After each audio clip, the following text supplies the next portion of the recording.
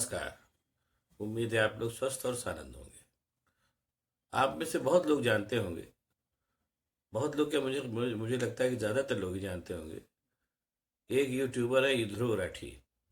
Young आदमी है और उनके वीडियोस जो है बहुत ही शानदार आते हैं। बहुत ही बढ़िया रिसर्च के साथ वो उसको बनाते हैं और उससे भी अच्छी बात है कि वो आमतौर पे ऐसे मुद्दे उठाते हैं जिन मुद्दों को उठाने से लोग परहेज करते हैं।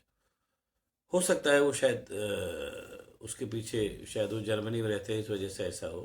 लेकिन बहरहाल जो भी विषय है, वो एक उनके अच्छे वीडियोस देखने लायक होते हैं। और इस अभी 2 दिन पहले उन्होंने एक वीडियो बनाया है कि क्या भारत में डेमोक्रेसी अपने अंत की ओर है। ये मैंने भी इसको देखा है, इसमें कोई शक नहीं, निस्संदेह बहुत ही शानदार वीडियो है। और सबसे अच्छी बात यह है कि मोदी जी के पूरे 10 साल का जो पूरा जो क्या नाम है, एक क्या नाम है, कच्चा चिट्ठा है, जिससे इस बात की शंका हो सकती है कि अब डेमोक्रेसी हिंदुस्तान में रहेगी या नहीं रहेगी, उसको लेकर के उन्होंने बहुत ही शानदार और बहुत ही बढ़िया वीडियो बनाया है, इसमें कोई शक नहीं। और शायद यही वजह है कि उसको अभी तक जो है वो 2 दिन में करीब 1 करोड़ 20 लाख लोग देख चुके हैं। जो हिंदी की वीडियो को देखने का मेरा ख्याल है कि शायद ये रिकॉर्ड होगा, हिंदी की वीडियो इतने लोग नहीं देखते। ऐसा क्यों है, इसकी भी वजह मैं बताऊँ आपको, फिर आगे की बात करेंगे। हिंदी कुल मिलाकर के उसको ठीक है, क्योंकि हमारी मातृभाषा है, इसलिए उसको लेकर के हमारे मन में प्यार और स्नेह है और सम्मान भी है। लेकिन हिंदी की भी कुल मिला के एक सीमित भाषा है। हिंदुस्तान जो कि एक बहुत बड़ा देश नहीं है, एक बड़ा देश है लेकिन बहुत बड़ा देश नहीं है, उस हिंदुस्तान की जो हिंदी बेल्ट है, हिंदी पट्टी, यानी मान आमतौर पे ये मान के चलिए कि पंजाब से लेकर के और नीचे इधर आपके गुजरात और उधर आसाम के पहले से लेकर के और नीचे महाराष्ट्र, ये जो है कुल मिलाकर के हिंदी बेल्ट है, जिसमें हिंदी बोली जाती है। और उसके अलावा हिंदी में जो ये तो हिंदी का मतलब एक तरीके से मध्य प्रदेश है। और इसके अलावा हिंदी बोलने वाले जो लोग बाहर चले गए हैं, वहाँ में जो लोग जो है, बहुत सी बड़ी संख्या में लोगों की हिंदी अभी भी मातृभाषा है। और बहुत से लोग ऐसे हैं जिनकी हिंदी दूसरी भाषा हो गई, क्योंकि उन्होंने उस देश की मातृभाषा में अपने आप को निष्णात कर लिया है। और शायद यही वजह है कि हिंदी में जो लोग ब्लॉग बनाते हैं, उनके ब्लॉग, जो लोग मतलब नामचीन ब्लॉगर्स हैं, जो जिनकी जिनकी मतलब जिनकी हैसियत है, जिनका नाम है, और जिनके ब्लॉग देखने में अच्छा भी लगता है, कुछ लोग हैं उसमें से ऐसे, कई लोग हैं, करीब 8-10 लोग तो हैं ही। आप उनके भी ब्लॉग देख कर देखिए, तो उसमें जब वो बढ़िया से बनाते हैं, तो उनको देखने वाले जब बहुत बढ़ते हैं तो 5-6 लाख होते हैं, इससे ज़्यादा नहीं होते। जाहिर सी बात है, उनके ब्लॉग भी हिंदुस्तान में भी देखे जाते हैं और बाहर भी देखे जाते हैं। लेकिन यह है कि उनकी जो जो देखने वालों की जो संख्या है वो 5-6 लाख होती है। ये तो तब जब बहुत अच्छा ब्लॉग बन जाता है, वरना अमूमन जो है 2.5 से 3 लाख होती है। ये ऐसा है, आप लोग भी इसको देख के समझते होंगे, देखते होंगे। उसका कारण बहुत स्पष्ट है कि एक तो वो सब्जेक्ट वाइज, जैसे मतलब कोई एक इशू उठाते हैं अपने ब्लॉग में और उसको देखने वाले होते हैं। और जाहिर सी बात है कि उनका उतना मतलब, उनका इसमें कोई अपनी कमी मानने में एतराज़ नहीं होना चाहिए कि उनके जो ब्लॉग्स होते हैं, वो ब्लॉग जो है वो उतने वेल रिसर्च और क्या नाम है, तैयारी से नहीं बनाए जाते जितने ध्रुव राठी अपने बनाते हैं। जो फैक्ट है वो फैक्ट है। अब सवाल ये पैदा हो रहा है कि ध्रुव राठी के इस जो ध्रुव राठी के जो वीडियो होते हैं, उनको भी देखने वाले इतने नहीं होते जिन्होंने जितने जितने जिन्होंने ये जो इनका ये वाला वीडियो देख लिया, जिसमें करीब 1 करोड़ 20 लाख लोग 2 दिन पहले बना है, जिसको कि करीब 1 करोड़ 20 लाख लोग देख चुके हैं, आगे भी देख ही रहे होंगे। तो जैसा मैंने बताया कि उसका कारण ये था कि जिस जिस शायद, मैं शायद अभी लगा रहा एग्जैक्ट नहीं कह सकता है, कि शायद जिस मानसिकता के साथ भारतीय जनता पार्टी अब की पावर में आई, और जो जो सोच बना करके और जो योजना बना करके वो आई, उस योजना को उसने 10 साल में कैसे धीरे धीरे अंजाम दिया, इस बात की बहुत ही तार्किक व्याख्या ध्रुव राठी ने अपने इस वीडियो में की है, जिसमें उन्होंने कहा है कि डेमोक्रेसी अब रहेगी या नहीं रहेगी। तो शायद यही वजह है कि लोगों ने उसको पसंद भी किया। और चूंकि 1 करोड़ 20 लाख लोग उसको देख चुके हैं, इसलिए ये मानना चाहिए कि हिंदुस्तान में तो उसको लोगों ने देखा ही देखा। और शायद हिंदुस्तान से कहीं बड़ी संख्या में उसको लोगों ने बाहर विदेशों में देखा, हिंदी जिनकी भाषा है। अब आइए इसके आगे की बात करते हैं। आप लोगों से बहुत लोगों को नहीं पता होगा, लेकिन पता हो सकता है, पता भी हो कि ये जो इस बार जब भारतीय जनता पार्टी ने इस बार वो जो का जो मतलब पावर में आई, इस बार से मेरा मतलब है 2014 में, इस बार से मेरा मतलब ये है। तो उस समय ये बात हो रही, हम लोग चूंकि पत्रकार हैं, तो हम लोगों ने चीज़ों को देखा है, कुछ कुछ याद भी रहती चीज़ें, कुछ कुछ क्या काफ़ी चीज़ें याद रहती हैं। उस समय ये था कि अब की लड़ाई आर पार की है, क्योंकि अटल बिहारी वाजपेयी के आने के बाद से जो थी, वो कांग्रेस फिर 10 साल आ गई थी, और उसके बाद ये कहा जाने लगा था कि अब की लड़ाई आर पार की है।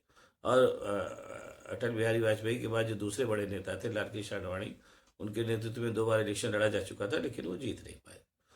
फिर अपने मोदी साहब आए, जो गुजरात में, जैसे मैंने पहले भी बताया है कि गुजरात में वो चीफ मिनिस्टर रह करके गुजरात जो पूरा, जो हिंदुस्तान का जो पूरा मतलब, जो पूरा नेक्सस है कह लीजिए, क्या नाम है, बड़े व्यापारियों का जो गुजरात से संचालित होता है, उससे वो वाकिफ थे। और उनके दिमाग में अब समझ में आ रहा है कि पूरी योजना थी कि कैसे हिंदुस्तान को कंट्रोल करना है, और हिंदुस्तान को अगर संभव हुआ तो मूलतः जो है एक ऐसे ऐसे देश के रूप में कन्वर्ट कर देना है जहाँ केवल भारतीय जनता पार्टी का शासन हो, और उस शासन में भी लोगों के पास लोकतांत्रिक अधिकार न के बराबर हो।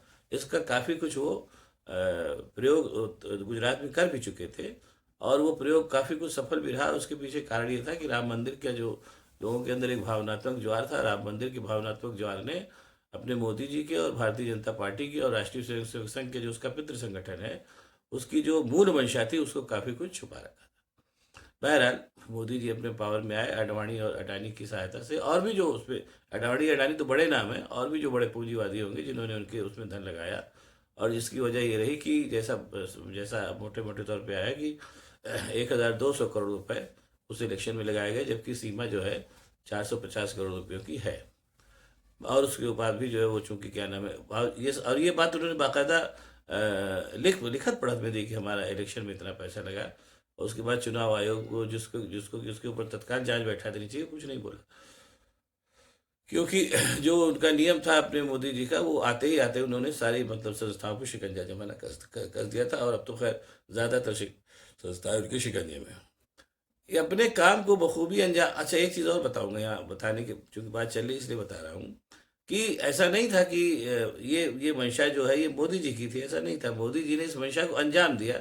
ये मंशा दरअसल कि ये मंशा दरअसल भारतीय क्या नाम है, राष्ट्रीय स्वयंसेवक संघ की है कि भारत के ऊपर केवल और केवल संघ का और भारतीय जनता पार्टी का शासन हो, और उसमें भी जो है वो जो आम जन है उनको बहुत ज़्यादा पावर्स ना हो, पावर एक गुट के हाथ में हो जो इस देश को चलाए। ये जो लोग अमूमन कहते हैं कि ये मंशा भारतीय जनता पार्टी की, ऐसा नहीं, ये मंशा मूलतः राष्ट्रीय स्वयंसेवक संघ की है, जिसको अंजाम जो है भारतीय जनता पार्टी को देना है।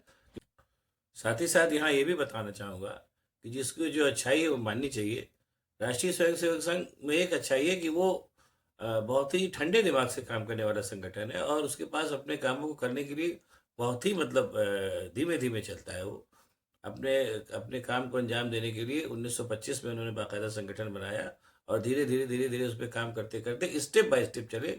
उसी स्टेप में पहला स्टेप जो था, वो जो भारतीय लोकतांत्रिक व्यवस्था थी उसमें अपने आप को समाहित करना था।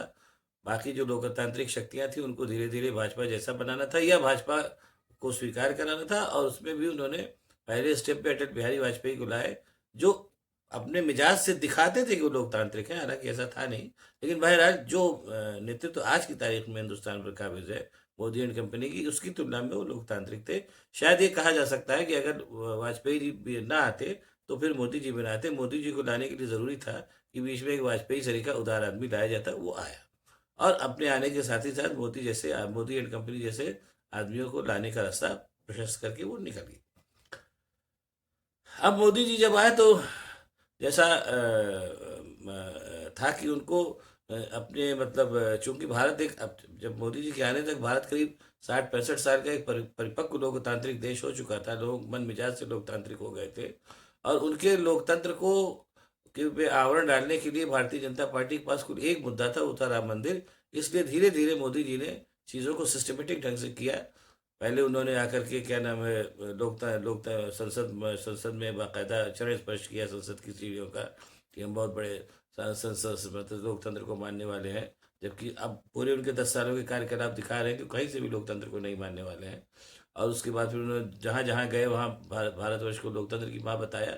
ये सब चीज़ें उन्होंने की ताकि, और उसके अलावा उन्होंने एक तरीके से तरह तरह से झूठ बोलना और गलत बयानी करना शुरू किया, ताकि लोग जो जो उनकी मंशा है उसमें लोगों का पर्दा पड़ा रहे। और साथ ही साथ जब वो काम करते रहे तो काम करने में उन्होंने वो सारे के सारे काम किए जो लोकतांत्रिक मिजाज के एकदम खिलाफ थे। जिसका लेटेस्ट जो काम था वो ये था कि अभी उन्होंने जब चंडीगढ़ में इलेक्शन हुआ तो मेयर को जिताने के लिए, क्योंकि चंडीगढ़ में मेयर जैसा इलेक्शन है, बहुत छोटा इलेक्शन है, उसको जिताने के लिए भी गृह मंत्री की सलाह पर बाकायदा वहाँ पे फर्जी फ्रॉड रचा गया।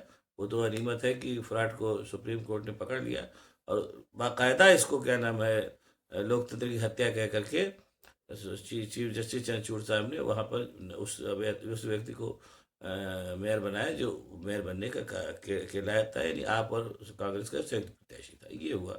इसके पहले भी जो तमाम काम वो कर चुके हैं, किसानों पर लाठीचार्ज हो रहा है, आप लोग देख ही रहे हैं कितनी बुरी तरीके से उनको कुचला जा रहा है।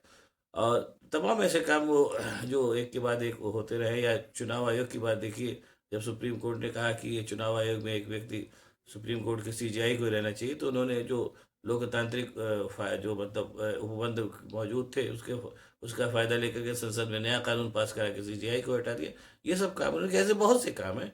इन सारे कामों को स्टेप बाय स्टेप एक के बाद एक जो था वो लेकर के ध्रुव राठी ने अपने इस क्या नाम वीडियो में दिखाया है। वो एक तरीके से समझ लीजिए कि एक पूरे 10 सालों में मोदी जी और भारतीय जनता पार्टी की सिलसिलेवार ढंग से व्याख्या की गई, जिससे लग रहा है कि उनकी जो मंशा है वो भारतवर्ष को लोकतांत्रिक ढंग से नहीं चलाने की बजाय एक पार्टी ढंग से चलाने की है। जैसा कि और कई देशों में ऐसा है भी, और उन्होंने एग्जाम्पल भी बताया। बहुत अच्छी बात है। ये हालांकि एग्जाम ये हाई स्कूल की किताबों में एनसीईआरटी लिखा मिलता है, लेकिन क्योंकि हिंदुस्तान के ज़्यादातर लोग नहीं मालूम, इसलिए उन्होंने शायद बताना उचित समझा होगा ध्रुव राठी ने कि लोकतंत्र का मतलब ये नहीं होता है कि वोट पड़ रहे हैं और उससे सरकारें बनी जा रही। लोकतंत्र तो बाकायदा उत्तर कोरिया में भी पढ़ते हैं, रूस में भी पढ़ते हैं, लेकिन वहाँ एक ही पार्टी की सरकार बनती है।